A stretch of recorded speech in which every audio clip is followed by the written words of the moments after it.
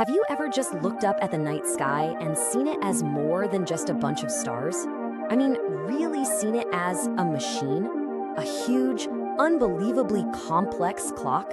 Not built with metal gears, but with planets and moons, all moving in a rhythm that has guided people for thousands of years. Well, in ancient India, they had a name for this cosmic clock, Jyotisha. And this quote, wow, it really says it all. It wasn't just some side interest. They're saying that just like a peacock's comb is its crowning feature, astronomy, Jyotisha, was the most important, the absolute pinnacle of all the sciences that supported their sacred knowledge. For them, understanding this cosmic clock wasn't just an option, it was everything. So let's just run with that idea for a minute. What if the sky really was the most sophisticated timekeeping device ever created? A machine that was designed to bring order to everything, from knowing when to plant your crops to the exact right moment for sacred rituals. Okay, so we're going to explore how ancient Indian astronomers actually read the heavens. And believe me, this was way more than just casual stargazing. This was a super precise science, and it was born from a very real need to sync up human life with the massive repeating cycles of the universe. So what exactly is Jyotisha? Well, it's one of the 6 Vedangas, or the limbs of the Veda. You can think of these as the essential skills you needed to fully understand and practice Vedic traditions. And Jyotisha, which literally means the science of light, was the limb responsible for time. It was their job to build the calendar that set the rhythm for, well, pretty much all of life. Now, any great clock has its challenges, right? Some tricky mechanical problem. For this cosmic clock, the big challenge was that its 2 main gears, the sun and the moon, they just don't move in perfect sync. And this created a huge problem that absolutely had to be solved. Let's break this down. So on one side, you've got the solar year. Let's call it the season gear. It's about 365 days long, and it controls, the seasons, agriculture, all that stuff. Then on the other side, you've got the lunar year, the month gear. This one's based on 12 cycles of the moon, which is perfect for timing monthly festivals, but it's only about 354 days long. I think you can already see where this is going. And this, right here, this is the whole problem. That 11-day difference. Every single year, the lunar month gear falls behind the solar season gear by about 11 days. Now, that might not sound like a lot, but trust me, it adds up. And over time, it creates a massive drift. This was the big question for the ancient astronomers. How on earth do you fix this? If your big harvest festival is supposed to be in the autumn, but your calendar is drifting, pretty soon you'll be celebrating it in the middle of winter. How do you keep the 2 gears of your cosmic clock turning together?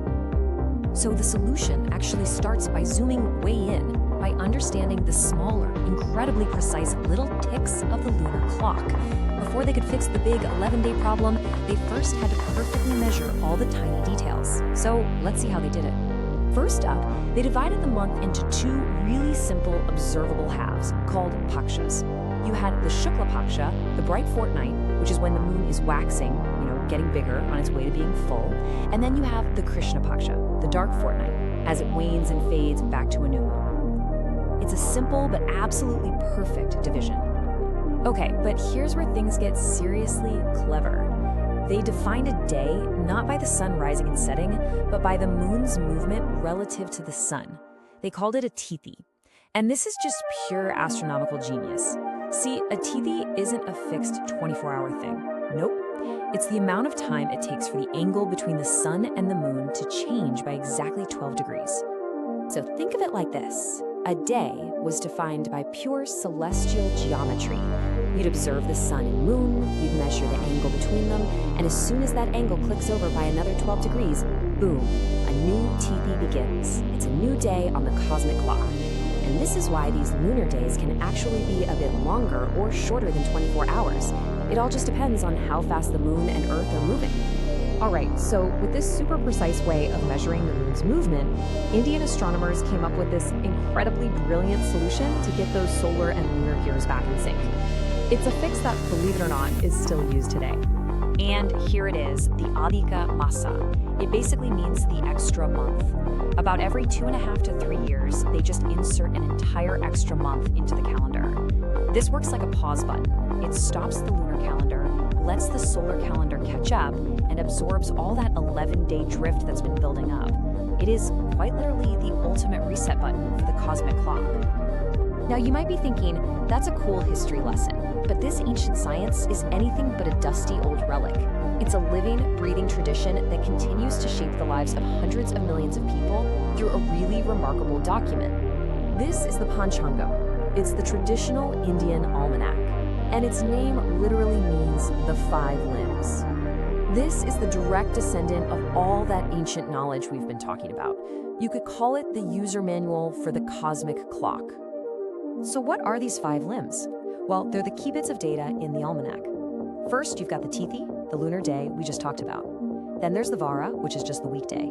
The nakshatra tells you which star constellation the moon is currently in. Yoga is a very specific alignment between the sun and moon, and karana is simply half a tithi.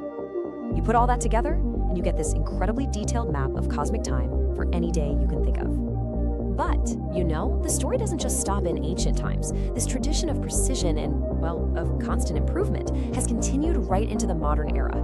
It's this beautiful blend of ancient wisdom and up-to-the-minute scientific accuracy. Just look at this timeline. You can see this amazing line of thinking. It starts with these early concepts in the Vedas, then you get a huge leap forward in the 5th century with the incredible astronomer Aryabhata, who figured out the science behind eclipses. And that same spirit of inquiry continued all the way to 1957, when the official national calendar of India was adopted based on a modern scientific review. So today, India's official calendar is this beautiful hybrid. It totally respects the traditional luni-solar structure, but it bases all its calculations on the most precise modern astronomical data we have. It's really a testament to a scientific tradition that has never stopped trying to refine and perfect its understanding of time. Phew, okay, so let's do a quick recap of the key parts of this incredible cosmic clock we've just taken apart and put back together.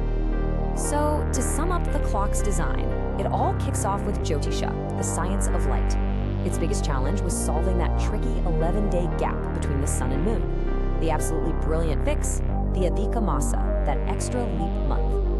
And all of this amazing knowledge is still alive and well today in the Panchangam Almanac. And its scientific spirit lives on in India's official national calendar.